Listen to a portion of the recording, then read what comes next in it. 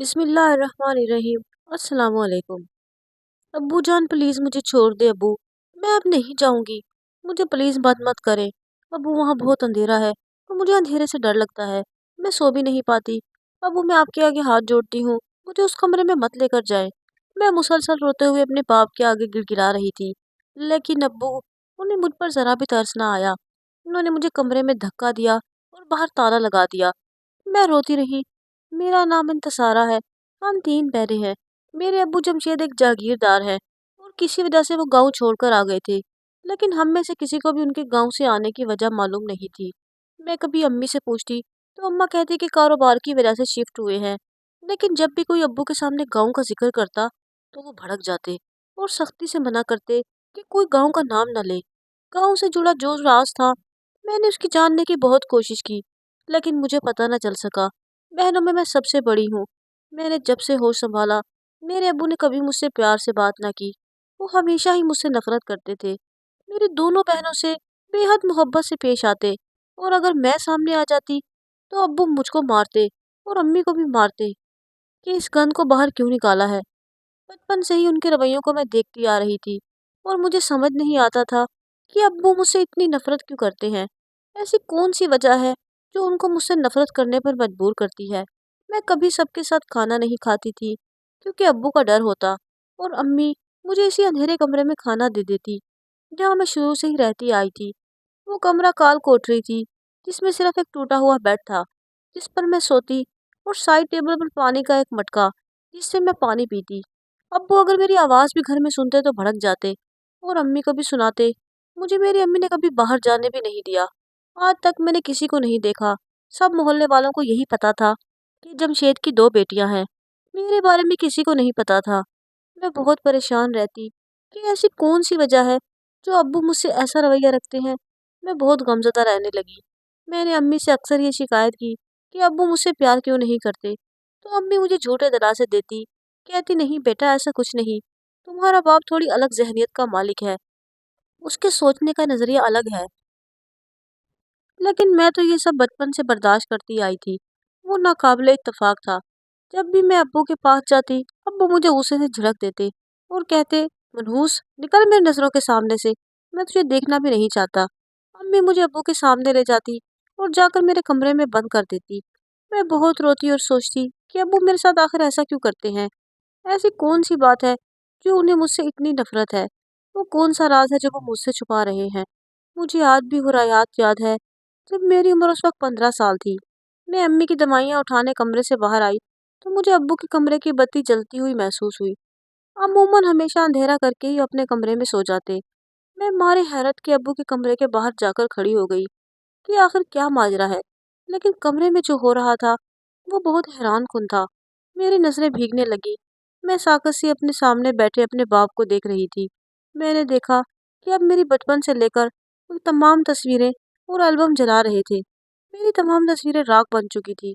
लेकिन एक और बात जो मैंने देखी, वो देखकर मुझे लगा कि जमीन और आसमान एक हो गए हों। मेरी तस्वीरों के साथ अब वो मेरे बचपन की तमाम चीजें भी बारी बारी जला रहे थे। ये कैसी पहेली थी। मेरी आंखों से मुसलसल आंसू बह रहे थे और मुझे यकीन नहीं आ रहा था कि मेरा बाप मुझसे इतनी नफरत कैसे कर सकता है।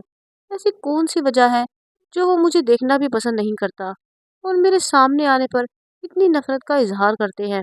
मैं उनकी बेरुखी के बावजूद उनसे मोहब्बत करती कि कभी अब्बू मुझसे भी छोटी बहनों की तरह प्यार करेंगे। लेकिन आज तक मुझे मोहब्बत, प्यार और शफकत भरा लफ्ज महसूस नहीं हुआ। मैं जब भी अब्बू के सामने गई मुझे धुतकार दिया गया। वो सब बहनों के लिए चीजें लाते और मैं बैठी रह जाती, अपनी बहनों को हसरत से देखती और कहती कि वो कितनी खुश नसीब है कि उन्हें अब्बू का प्यार मिला। मैं हर वो चीज़ चाहती थी, लेकिन मुझे हमेशा कैद रखा गया और कोई खुशी नसीब ना हुई। मेरी जिंदगी महज इस कमरे तक ही थी। मेरी बेबसी का गवाह बस मेरा रब था। मुझे कभी वो दिन नहीं भूलता जब अब्बू के दोस्त हमारे घर आए।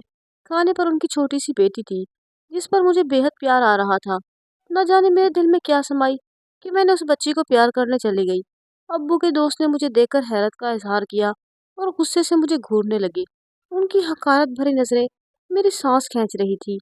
क्या कोई वजह इतनी बड़ी हो सकती है कि कोई बाप अपनी बेटी को दुनिया से छिपाने पर मजबूर हो जाए। मैं अम्मी की दवाई लेकर रोती हुई कमरे में आई और उनको सब बताने लगी। میری بات سن کر امی کا رنگ سفید پڑ گیا اور سوچنے لگی کہ کیا جواب دے۔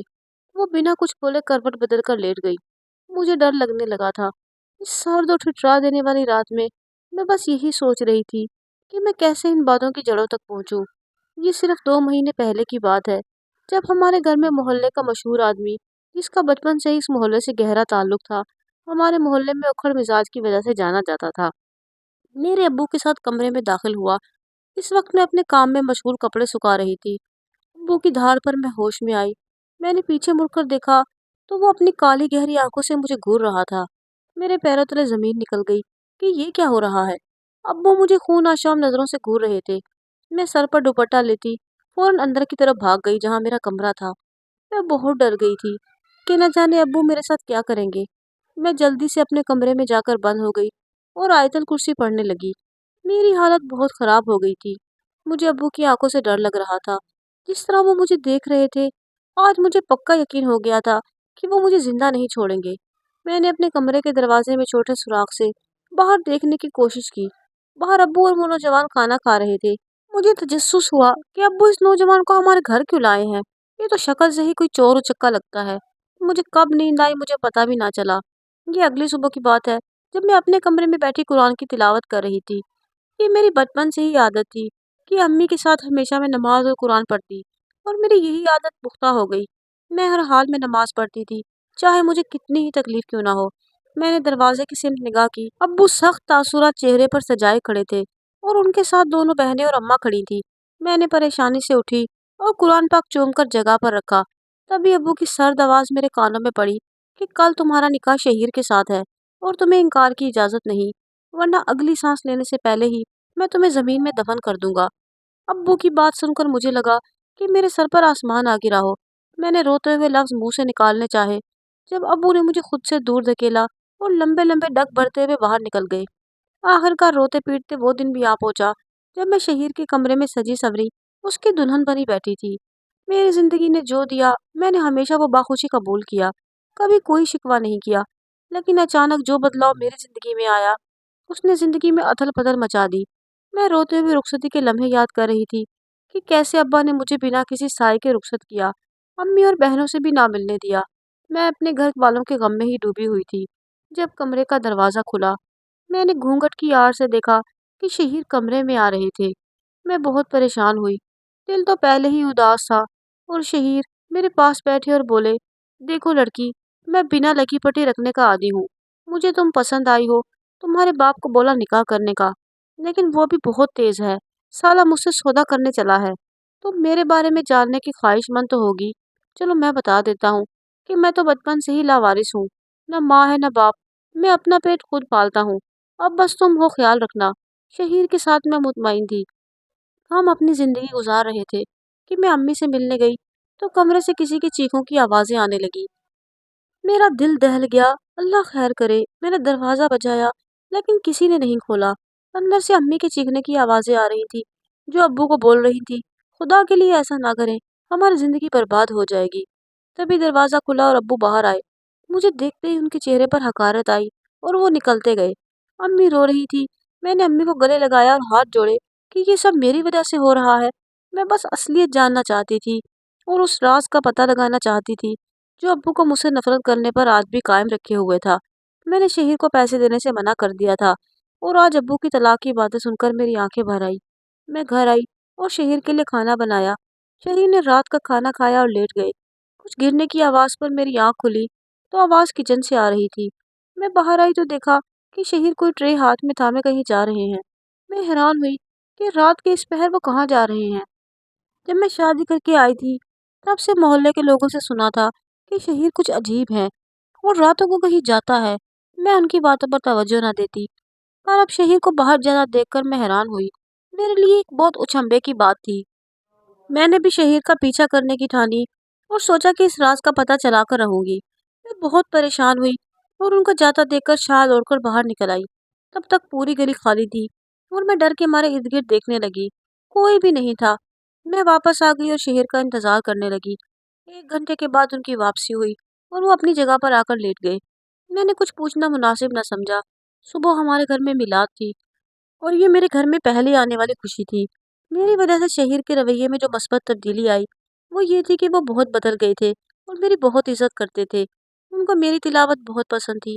وہ ہر روز مجھ سے کوئی نہ کوئی سورت سنتے اور میرا بہت خیال رکھتے۔ آج میرے کہنے پر گھر میں میلاد رکھوایا اور کھانا تقسیم کیا۔ میں کچن میں جانے لگی تو آج پھر شہیر وہ کھانا لے کر کہیں جا رہے تھے۔ میں حیران ہوئی کہ یہ کیا ہو رہا ہے۔ روز شہیر کھانا لے کر کہاں جاتے ہیں؟ میں نے ہمت کی اور ان کا پیچھا کیا۔ میں نے دیکھا کہ وہ جنگل میں جا رہے ہیں۔ تھوڑی ہی دور ایک گھنا دار سایہ دار جھاڑیاں تھی۔ میرے شوہر ان جھاڑیوں کو ہٹاتے ہوئے اندر چلے گئے۔ میں بھی اس غار نما جگہ کے اندر چلی گئی اور جو نظارہ میں نے دیکھا وہ دیکھ کر میری آنکھیں ساکت ہو گئی۔ مجھے لگا کسی نے میری روح کھینچ لی ہو۔ میں نے دیکھا کہ شہیر کسی بوڑھی عورت کو اپنے ہاتھوں سے نوالے بنا کر کھلا رہا ہے اور میں حیرت سے یہ سارا منظر دیکھ رہی تھی۔ میں بس یہ سوچ رہی تھی کہ یہ عورت کون ہے اور اسے یہاں کیوں چھپا کر رکھا گیا ہے؟ اگر یہ شہیر کی امی تھی تو ان کو ایسی جگہ کیوں رکھا گیا ہے؟ میں واپس جانے لگی کہ میرا پاؤں مٹکے پر جا لگا اور پانی کا مٹکا نیچے جا گرا۔ شور کی آواز پر شہیر اور اس بزرگ عورت نے میری طرف دیکھا۔ مجھے دیکھ کر شہیر کی رنگت زرد پڑ گئی۔ اس کے تو گمان میں بھی نہیں تھا کہ میں یہاں تک آ سکتی ہوں۔ شہیر ان کے پاس سے اٹھ کر میرے پاس چلا آیا اور سختی سے بولا کہ تم یہاں کیا کر رہی ہو؟ میں نے ان کو بتایا کہ میں بس جاننا چاہتی تھی آپ رات کو کہاں جاتے ہیں۔ بس یہی بات مجھے یہاں تک کھینچ لائی۔ میں نے ان بزرگ عورت کے بارے میں پوچھا۔ جب وہ مجھے ان عورت کے پاس بٹھا کر بولنے لگے کہ جب میں نے ہوش سنبھالا تو اپنی ماں کے روپ میں انہیں پایا۔ انہوں نے ہمیشہ میرا خیال رکھا، مجھے خود کھلایا اور خود بھوکی رہی۔ بہت ظلم سہے ہیں انہوں نے میری وجہ سے۔ یہ لوگوں کا نشانہ بنی۔ لوگ مجھے ناجائز کہنے لگے اور ان پر بدچلن کا الزام لگانے لگے۔ میری عمر 15 سال ہوئی تو دیکھا لوگ کس طرح کا سلوک کرتے ہیں میری ماں سے۔ ہر کوئی بری نظروں سے دیکھتا تھا۔ میں نہیں پچا پاتا تھا ان کو، اس لیے میں نے خود کو بدلا اور ایک ایسا انسان بنایا جس کی پہچان سے ہی لوگ خوف سے کانپتے۔ لیکن کمزور لوگ کمزوریوں کے فائدہ اٹھاتے ہیں۔ میں نے دنیا کے سامنے اپنی ہر کمزوری دور کر لی، اس لیے دن کے اجالے میں اور رات کے اندھیرے میں میں اپنی ماں کو کھانا دینے آتا۔ لوگ مجھے پاگل سمجھنے لگے۔ بس یہی میری زندگی کا اثاثہ ہے۔ مجھے کسی سے کوئی فرق نہیں پڑتا۔ مجھے معاف کر دینا اگر تمہارے ساتھ بھی میں جانے انجانے میں کوئی ناانصافی کر بیٹھا۔ شہیر کی باتیں سن کر میں تڑپ گئی۔ میری طرح انہوں نے بھی بہت کچھ سہا تھا۔ میرے پاس تو ماں باپ تھے لیکن شہیر نے تو کبھی باپ کو دیکھا تک نہیں، اور وہ جیسے بھی تھے جن کو باپ کی محبت ہی نہیں ملی۔ میں نے روتے ہوئے شہیر کی اماں یعنی میری اماں کو گلے لگا لیا۔ مجھے ان سے اپنی سی خوشبو آنے لگی۔ میں کافی دیر ان کے گلے لگ کر روئی اور شہیر کی منتیں کر کے ان کو گھر لے آئی۔ میں نے گھر لا کر اماں کی خوب خدمت کی اور ہر طرح سے ان کا خیال رکھا۔ وہ میری محنت رنگ لائی اور وہ 1 مہینے میں کافی تندرست ہو گئی۔ اب تو وہ ہنسنے بھی لگی تھی۔ آج میں اماں کو لے کر اپنے گھر آئی جہاں امی اور بہنیں میرا انتظار کر رہے تھے کیونکہ آج چھوٹی بہن کی سالگرہ تھی۔ میں اور اماں جیسے ہی گھر میں داخل ہوئے سامنے سے آتی امی اماں کو دیکھ کر بے ہوش ہو گئی۔ میں پریشانی کے عالم میں ان کو ہوش میں لانے لگی۔ میری چھوٹی بہن نے ابو کو فون کیا تو وہ بھی گھر چلے آئے اور دروازے پر کھڑی ہستی دیکھ کر ان کے قدم ساکت ہو گئے۔ جسم سے روح نکلنا کسے کہتے ہیں؟ یہ کوئی جمشید سے پوچھتا۔ اماں نے بھی ان کو دیکھا اور چیخ کر روتے ہوئے ان سے دور جانے لگی۔ میں حیرانی سے یہ سارا منظر دیکھ رہی تھی کہ یہ سب کیا ہو رہا ہے۔ ابو ان کو دیکھ کر دھاڑنے لگے۔ کیا کچھ یاد نہ آیا؟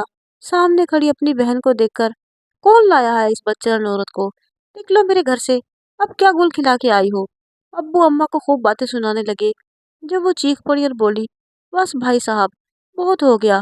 میں نہ کل کوئی صفائی دینے کا موقع دیا تھا اور نہ ہی آج دیا ہے۔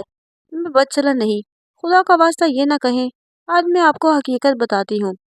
جب آپ نے بابا جان سے لڑ کر مجھے پڑھنے کے لیے کالج بھیجا، وہاں میری ایک سہیلی بینش تھی جو بہت اونچے گھرانے سے تعلق رکھتی تھی لیکن کسی لڑکی کی محبت میں اپنی عزت گنوا بیٹھی۔ اس کا آخری مہینہ چل رہا تھا اور جب مجھے وہاں بلایا گیا تو اس کی حالت بے حد خراب تھی۔ ڈاکٹر نے اس کا کنڈیشن دے کر فوراً آپریشن کیا اور اس نے خوبصورت بچے کو جنم دیا اور خود مرتے ہوئے مجھ سے وعدہ لیا کہ میں کبھی کسی کو نہ بتاؤں کہ شہیر کس کی اولاد ہے۔ میں نے مرتی ہوئی عورت کا برہم رکھا اور آپ سب نے اور اس دنیا نے مجھے رسوا کر دیا۔ میرا کیا قصور تھا؟ کسی یتیم کو سہارا دینا بس میرا یہی گناہ تھا۔ وہ بولتے ہوئے سب کی آنکھیں نم کر گئی۔ مجھے تو یقین ہی نہیں آ رہا تھا کہ یہ ہماری پھپھو ہیں۔ اصل آنکھیں تو تب پھٹی جب شہیر کو دروازے میں بت بنا پایا، یعنی وہ بھی پھپھو کے منہ سے ساری سچائی سن چکا تھا۔ ان کی باتیں سن کر ابو دل پکڑ کر رہ گئے۔ ان کو بھی اپنے زخم یاد آئے۔ کہ لوگوں نے کیسے ان کو ذلیل کیا تھا، اور اسی بدنامی کی وجہ سے ان کے دادا ابو نے خودکشی کر لی۔ ان کا سب کچھ تباہ ہو گیا، سب کچھ لٹ گیا تھا۔ وہ بھی بہن کو سینے سے لگائے اپنے دکھ بہانے لگے، اور ابو نے پھپھو کے ساتھ ساتھ مجھ سے بھی معافی مانگی۔ وہ کہنے لگے کہ تم بالکل اپنی پھپھو کا سایہ ہو۔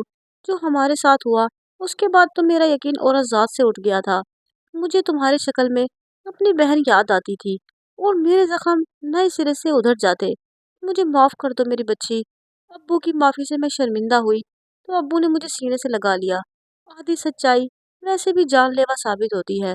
کبھی کسی کی الزام تراشی نہ کریں، حقیقت جانے بغیر۔ یہ بہت بری بات ہے، کیونکہ یہ دنیا مکافاتی عمل ہے۔ جو بویا ہے وہی کاٹنا ہے۔ اگر پھول بوئیں گے تو پھول ملیں گے، اگر ببول کا پیڑ بوئیں گے تو اس میں آم کسی صورت نہیں نکل سکتے۔ آپ کسی کے کیے کی سزا کسی دوسرے کو نہیں دے سکتے، کیونکہ کسی بے بس کی آہیں عرش کو ہلانے کی طاقت رکھتی ہیں۔ مجھے امید ہے کہ آپ کو میری کہانی اچھی لگی ہوگی۔ کہانی اچھی لگی ہو تو میرے چینل سدرا کی کہانیاں کو ضرور سبسکرائب کریں۔